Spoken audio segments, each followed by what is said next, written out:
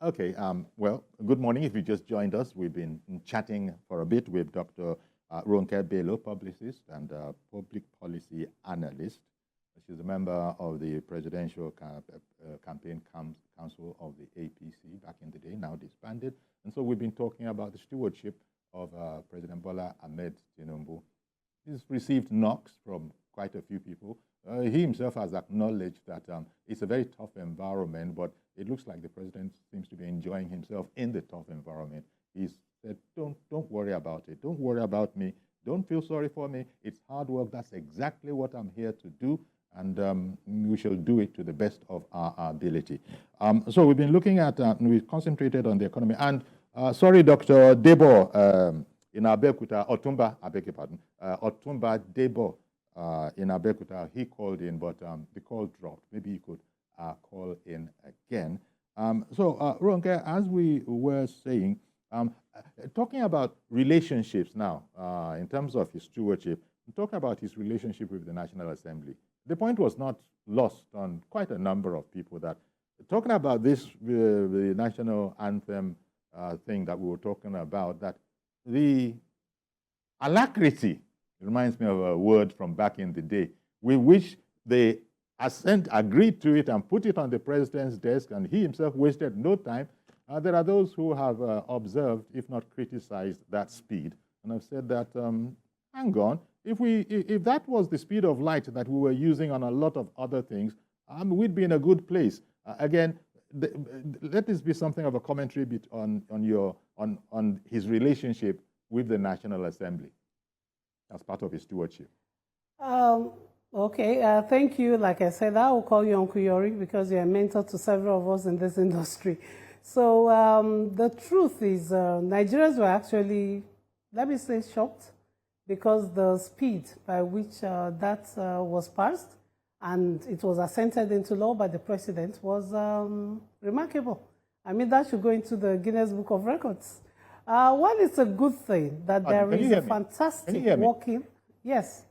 Yes. Oh, okay, I'm so sorry to interrupt you, but Kennedy just called in, so let me take Kennedy so we don't miss his call. We've already missed Otumba Debo's call. Right. So good morning, Kennedy. Okay. Morning. Thank you for calling in. Go ahead, please. Great topic you're having today. Okay, already, to my own side, I have to be very realistic about this. All this thing about this national anthem, Uncle Yori, we have a big problem facing our country. People are hungry, people are tired, people are annoyed. To me personally, this issue of bringing back the whole national anthem is nothing but a distraction. People are hungry, sir. This is my personal opinion. I don't think, how do you think people will actually come to recite back the old national anthem? I was born in the 60s, and I knew about this national anthem since the 70s.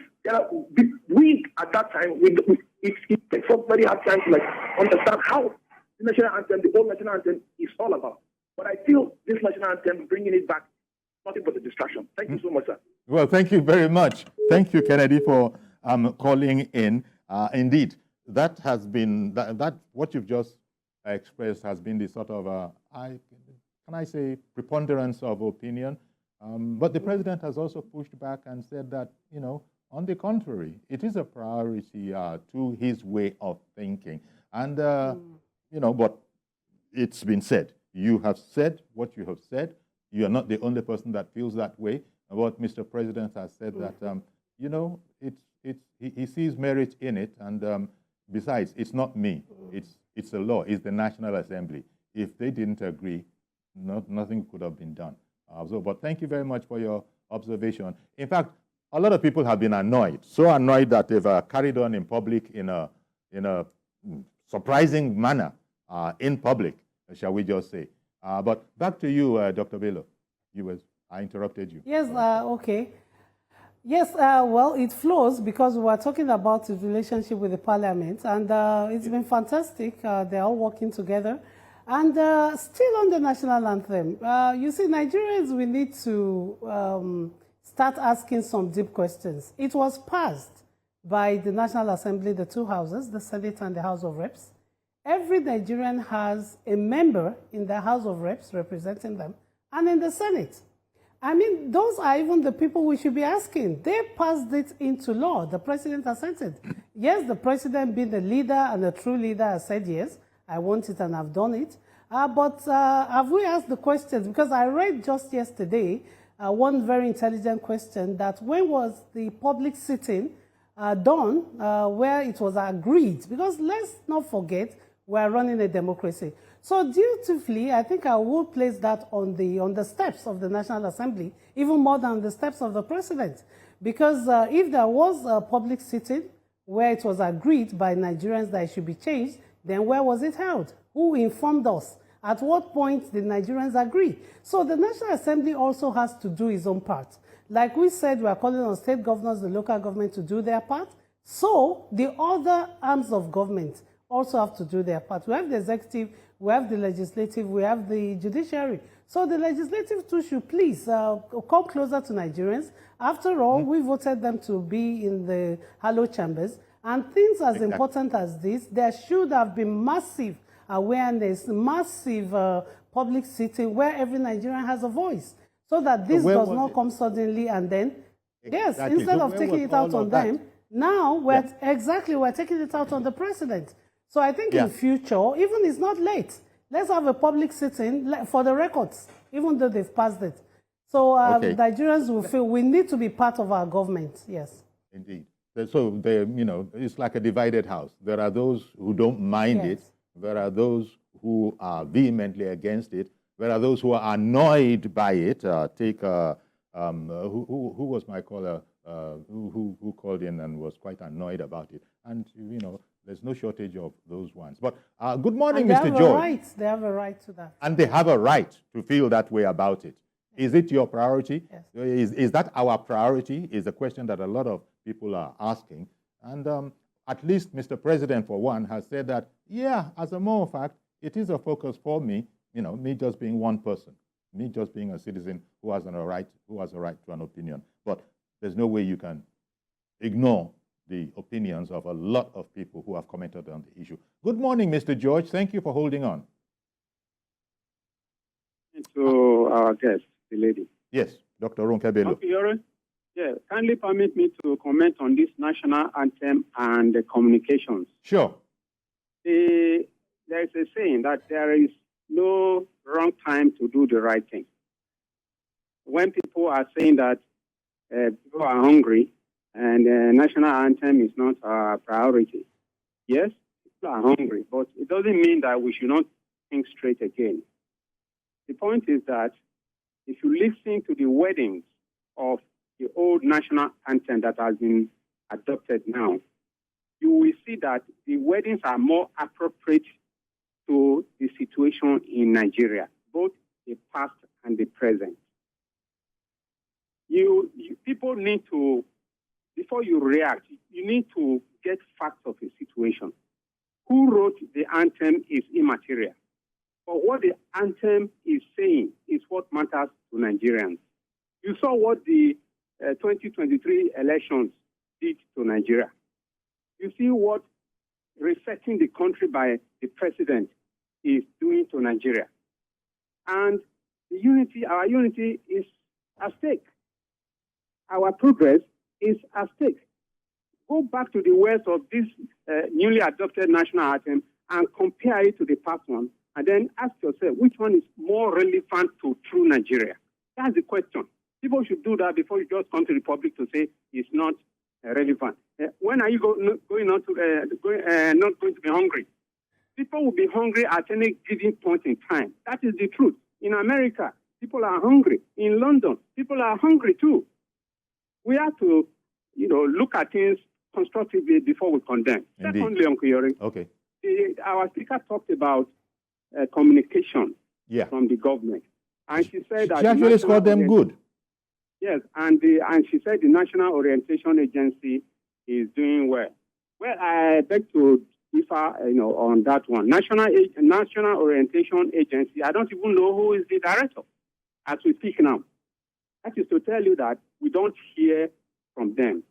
I am of the view that with the emergence and what is being done on social media today by our youth and politicians who are using it as a medium of misinformation in order to score one point or the other. The government should be debunking information on a daily basis. And the way, to me, to do that is to be holding daily public briefings, press briefings as is done in the U.S. So that when lies are told, when false narratives are made in the social media, people, on the other hand, will know what the truth is from the press briefing that is being done. The woman that is frying akara and, like the madam said, they will hear it from these same people that peddles wrong information to them, that there is a counter version of the story. So this is just a recommendation I think the government should consider. Thank you. Thank you very much, Mr. George, for your comments. So, Ronke, going back to the matter, I think the point was made by the last caller. I can't even remember. Was he in support? Okay. What Mr. George was saying in there, it's a contentious area in the sense that, look, this thing now comes down to, if you want, literary appreciation. People looking at the words and doing an appreciation, literary. And there are those that the words of Nigeria we hail, they resonate. And the rise of compatriot, so I've seen some analysis. Maybe you can begin to split hairs. In some reviews, I have said that perhaps the rise of compatriot has, something of a more slightly militaristic kind of a tinge. And, there are those who, but as I said, this is a thing that it depends on the eye of the beholder, or in this case, the musical ear. But it's in terms of the president's point of view, and it's just one. The National Assembly, as you were saying, is there. All those people could have scuttled it, but they didn't.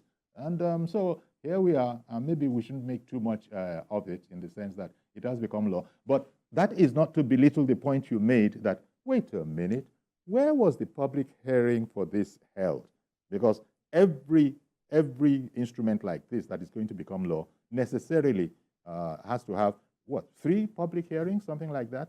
I think first reading, second reading, and then maybe third reading, and then it goes to the presidency. Sorry.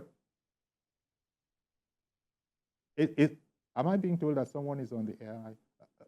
Is there a call? Kesandu. Good morning, Mr. Kesandu. Kesandu, good morning to you, sir. Yes. Good morning, Uncle Yuri. Good morning to Doc. Yes. Go ahead, Yuri, please. Uncle Yuri, let me continue on the national anthem conversation. It was supposed to be a small part, so that we can go to the economy, but carry on. Come back. Go on. The truth about it, like Doc rightly said, see, some of us are no longer comfortable with the way our National Assembly members operate. And they knew Nigerians were going to vehemently reject their move. That is why they had to do what they did, sharply. That is just the truth. And the question is, I think for every law or anything you're bringing into the country, what is the sole purpose of that? As lawmakers, we will not check, have a scale of preference. What issue is this change of national anthem going to solve in the current quagmire we have found ourselves in the country? You understand? That is why so many people are being skeptical about. But Kesandu, there are those who have said that even within the challenges that we find ourselves, I mean, a number of things can be going on simultaneously. That's not my thought. It's not a fresh thought from me. There are, people who have reviewed it and have said that. You think that... Uncle Yuri, yes. I agree. Yes, we can be having a whole lot of things simultaneously, but those things should be things that should alleviate the sufferings and pains of the common Nigeria. Uncle Yuri, let me tell you, there was one thing I just learned from Buhari's administration. They said, change begins with me. Can this change begin with our members of the National Assembly? All this whole brotherhood we stand? No, they will not start the change there. So that's just the thing. But let me say on the assessment of Mr. President. Yes. I am most comfortable about one thing that he has done. And I want Mr. President to follow it to the letter. You see this bill he has raised, this lawsuit he has raised against state governors to make sure that they don't joke with the third tier of the government. The most important. Tell Mr. President that Nigerians are proud of him and we're going to support him. But on the other way around, a whole lot of things are not really moving the way we want it. Mr. President should sit up and make us understand. For some of us who didn't vote for him, He is the president of the country, but he must make us understand that probably those that voted for him, they were not wrong. But for now, I can tell you most Nigerians are not really comfortable. Thank you very much. Indeed. Yeah, that last point, when you use the word comfortable, that would affect a lot of Nigerians not having that state of mind. They're not comfortable. How can you be? Food inflation is where it is. General inflation is where it is. It's a fact acknowledged by the president. In fact, he said as much as Ronke, that I feel your pain. And he sort of counseled. He's counseled that, look, it's an unavoidable situation, but that we're going to come out of it. To which Nigerians respond, after we're dead, you know, if they're going to be melodramatic about it, is it after we're dead, who are from hunger and not being able to, you know, my income won't take me home. Labor, as you know, is up in arms. And so the president, he finds himself in the midst of a raging storm, so to speak. But I think to his credit, he doesn't seem like he's cowed. He doesn't seem like any of this is cowing him. He keeps on saying that, look, I hear you, I understand you, I even appreciate the way you're feeling, but we just cut us some slack. Between him and his team, it's going to get better. Not everybody is disposed, you know, Ronke, you probably know, to take that with any kind of empathy, because what it is that we're Nigerians. I just know that what my 5,000 naira was doing before you came, it's not even doing, it's not doing it again. That 5,000, to get that 5,000 naira's worth, I'm now spending 10, maybe even 12, if not 15,000 naira. So, and this is part of his stewardship. But so does it speak to the courage of the man that we don't see him cowed yet? The good thing is Nigerians are speaking, and it's good we're speaking, because we need, I mean, this is our country, these are our lives. So Nigerians are people that we're very good at calling out leaders, that you've done this wrong, we want this done. So that is good. And that is something that every leader or anyone who aims to lead Nigeria should take in good faith. Because after all, leadership is about trust. And after a while, when the people have given their trust over and over again and things don't seem to be getting better, that trust is lost. For starters, the current president came on renewed hope. That means there was a hope that needs to be renewed. We agree. Yes, for Nigerians. In fact, for any, let me say, any human being, humanity in itself, the moment you can't afford the basics, the moment things that should be given, like probably electricity, water supply, food, clothing, housing, being able to pay school fees for your children that are taken away, that's almost like stripping that human being naked. So every leader needs to take that seriously. But like you said, the president has said it consistently, his team has said it consistently, that yes, for some reasons, which they've given, the economists have been out there, things might be bumpy and things might be a bit rocky. But the good thing is, I know I love what we read about CBN, we love what the Minister of Finance is saying. Even just a few days ago on the sister television station, he railed out a lot that will be done in quick time, hopefully, to make things better for Nigerians. And that is where we are. Another thing I'd like to point out is where are the regulatory bodies? Because this is getting a bit alarming. You go to the market today to buy tomato, for example, it's 10,000 per basket. Next 1 hour is 15,000. And I wonder, do people just sit there and put prices? We might even say, okay, what has dollar, which even the tomato seller will quote, what has dollar and naira got to do with selling tomatoes? But yes, she had to go to the farm, get it. She has to use fuel, petrol to bring it to the market. But all those things are there. But like I said, I think sincerely, every arm of government, every department, ministry, agency of government should arise and work. And this will take a lot of heat off the center or Mr. President. We have a regulatory agency there. We intend to, we would love to see them in the markets. Can you help us go to the market, see why the prices are changing per minute, per second. I mean, this is not fair on Nigerians. And if I could dive into that a little, well, just coming out of the labor strike, well, the good thing is we're all labor, because somehow, well, most of us, except the retiree or the kids in school, everybody's working, so we're all labor. And some might criticize what they're doing, but that is part of the society. I mean, a leader's ear must ring with the voices of the people. A leader must hear what he needs to hear, not what he wants to hear. So kudos to Labour. Well, some might say they shouldn't really go overboard, because when they do, truly, it's we the poor Nigerians that suffer. It's we Nigerians that can't have lights in our houses. Most Nigerians can't afford to have generators. They can't have the other alternate source of powers. So the ordinary Nigerian suffers. But I think the point has been made by Labour. The listening government of President Tinubu has given, I think, 2 days to the minister on top of it to come out with something agreeable. And hopefully that will be agreeable. And let's move Nigeria forward. We need actually to be in a hurry to fix Nigeria. So I think everybody should play their part and get the goodies to the citizens as quick as possible. Okay. You know, you started off by saying, you know, at the top of the program that 1 year is probably not enough to get a conclusive sort of a viewpoint. And, you know, a lot of people will say, yep, but it is enough to sort of give an indication if morning shows the day, as they say.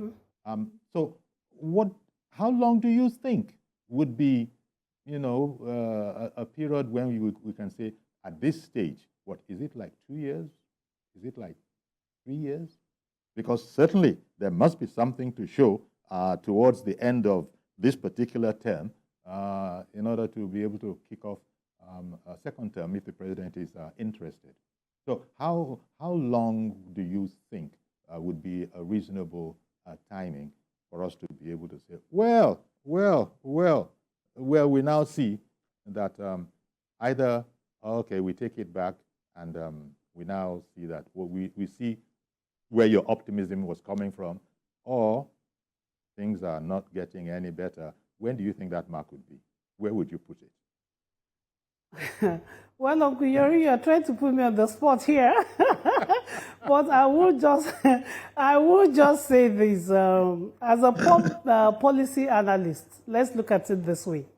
From the time a policy is formulated to the time of its implementation, and then you can, like we say, you can track, you can measure, and then you, of course, you now start looking at the input and the output. Let's have it this way.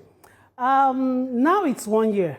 Yes, they've started. I mean, the clock started ticking last year, 29th. So the race has begun. I mean, we're in the middle of the race. Nobody's going to run away from the race. And I'm sure the president and his immediate team knows that, yes, the clock is already ticking. Now we've done 1 year. Yes, there are a lot of things happening. Can we just say, okay, now we're going into rainy season? You see, some things are tied to seasons. I mean, let me not quote the Bible, but some things are tied to seasons. Now we're going into the full wet season, rainy season, where the farmers really farm. Okay, at the end of this year, can we have a look again at what's happening to foodstuffs and items? All right, let me let you off the hook. I agree that was a bit unfair of me. Let me bring in Shegun in the UK. Good morning, Shegun. Thank you for calling in. Shegun in the UK. Good morning. Oh dear. Good morning, Shegun in the UK. Can you hear us? Can you hear me? Okay, go ahead, please. Yes, I can hear you very clearly. I'll just go straight to the point. Sure. Let us start about leadership. When you set a good precedent, others necessarily follow you.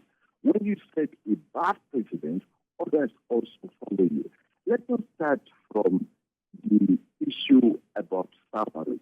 How does a situation arise when people say the NAS members, especially the House of Senate and the House of Reps, get 36 million and 25 million when the minimum wage is 30,000? How do they arrive at that? What statistics give them the right to say that is defensible? And if you cannot justify that, what made you think others will not behave irresponsible. Shegun, I'm afraid the line isn't the best that it could be. So I had a difficulty in hearing, but I think I'm so sorry. It wasn't clear to me. But I think there was something about expenditure on the National Assembly and how they came up with such things. I'm so sorry. The line was poor. Ronke, let me, in closing now, because we've just about run out of time, let me see what you think about the president's stewardship in relation to the fight against corruption. That has been something that Nigerians have spoken about. What do you think? Has the president done anything that is noteworthy to you, commendable in your eyes? Well, the good thing is the corruption agencies are there. We have the ICPC and we have the EFCC. And I think what we can give kudos to for this administration, I won't even like to say the president, because these are meant to be independent bodies, but although government-owned bodies. I think the good thing is they have the independence to pursue on the issues of corruption. We've not heard anywhere, read anywhere that the president was calling them to order to stop investigations. They have their own rules and they're following their task. They're going on with anti-corruption war, and I think so far so good, because there seems to be almost zero interference to what they're doing, which is good enough. But I think, just in closing, to quickly say this, corruption, what we normally fight in Nigeria is fiscal, financial corruption. But we forget that the person that takes bribe, the taxi drivers that takes my money and does not get me to where I want to go, that's our corruption. The woman selling gari, and instead of 1 mudu, she gives me half. That's corruption. Yeah. So we should define it in the broader term. But right now, I think the agencies are doing well. Okay, we're going to have to leave it there. Dr. Ronke Bello, thank you very much for coming on, having this interesting conversation. Some of it contentious, no doubt, but publicist and public policy analyst. Appreciate your time this morning. Thank you very much. Thank you. Thank you for having me.